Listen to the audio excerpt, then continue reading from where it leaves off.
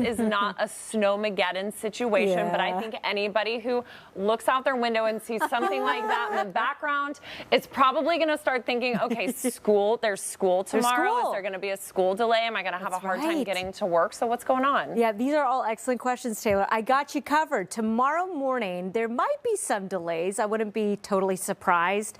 But honestly, a lot of the moisture is going to be lessening tomorrow morning. I think any snow showers tomorrow look very isolated. Tomorrow is going to be about the aftermath of what we see this afternoon and tonight. And we have a decent bet of how things are going to play out, but there is also some uncertainty. It's just one of those situations where we have to all be prepared to prepare and to be flexible based on how things are playing out. So we got you at 33 right now. This is our SeaTac airport camera. Flurries are flying. This is an updated look at some of the washed-out cameras around the region. We've had some snow over the last couple of hours in the Olympia area, and you can easily see that minor accumulation on the cooler surfaces, the grassy areas, the trees. The main thoroughfares are looking just fine for the most part. Yell, you're seeing some light snow also on the grass.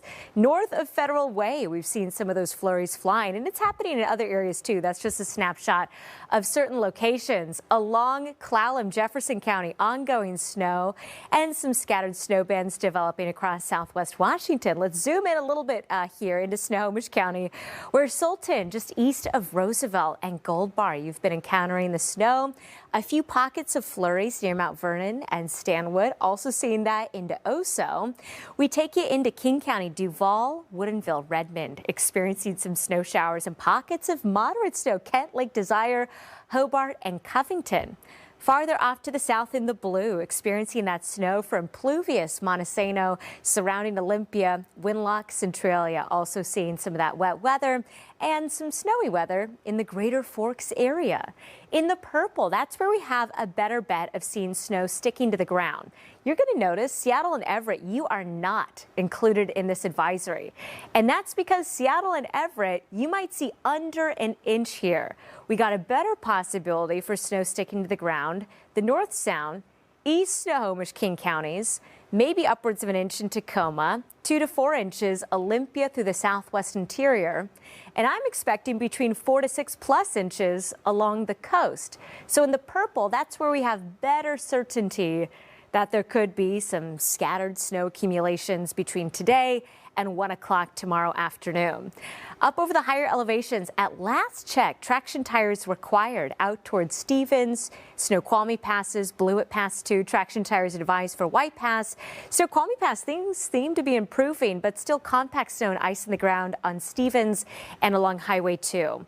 Between today and tomorrow, an extra 2 to 6+ inches for the passes. So not a major deal.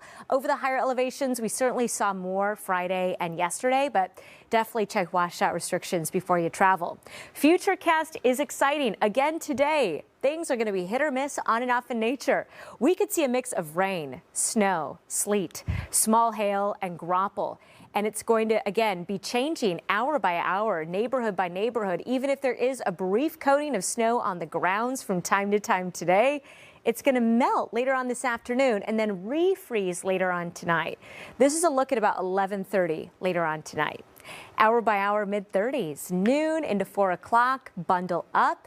Be prepared for wet, slippery roads. Don't be surprised if some of those flurries are developing. And it's easy to see why we're kind of flirting with the different precipitation types. When you take a look at our highs, we're in the upper 30s. Some of that melting, especially on the main thoroughfares, but I think black ice might be a problem late tonight and tomorrow. Let's talk about your futurecast for tomorrow. As I mentioned, tomorrow morning, things start to quiet down. It's going to be about the aftermath of what we're seeing later on tonight. This is a look at 4 a.m. Could be a few spots of flurries, definitely something we're going to watch for. That could slow you down if we see flurries early Monday morning. 7 o'clock, most of the action is focused over the higher elevations or the coast.